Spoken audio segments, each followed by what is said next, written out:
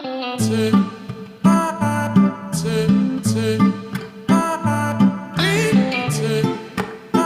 basura lang umano mapunta ang impeachment laban sa Vice President Sara Duterte. Ito sa ngayon ang isa sa mga isiniwalat ng kampo ng Vice President na si Sara Duterte.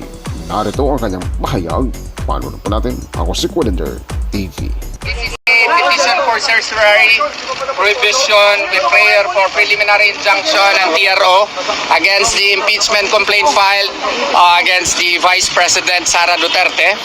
This is based on constitutional as well as legal grounds. We feel that the impeachment complaint is constitutionally deficient. It is a violation of pertinent constitutional provisions, and it is likewise jurisdictionally void, and the same should be dismissed and not entertained by the Senate of the Republic of the Philippines. That in essence is the foundation of our complaint. Why defective at all? It is very defective because first, it did not consider the three priorly filed impeachment complaints.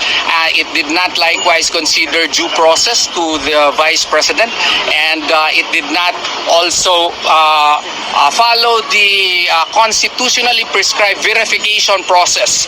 And because of these three and other grounds, the impeachment complaint should be dismissed and not entertained, rather.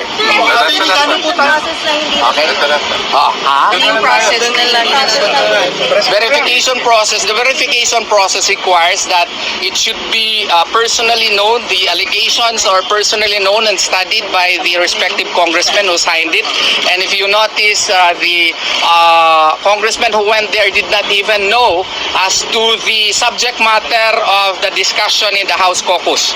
And there was only around 3 hours between 12 o'clock to 3:15 before it was included in the additional House business reference.